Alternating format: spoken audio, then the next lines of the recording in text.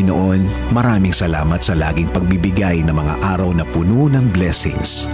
Salamat sa proteksyon mo na lagi kong kasama para sa akin at sa aking buong pamilya.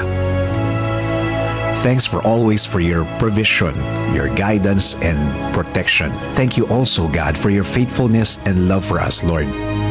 Panginoon, i-bless niyo po ang aking plano sa aking buhay at sa aking pamilya.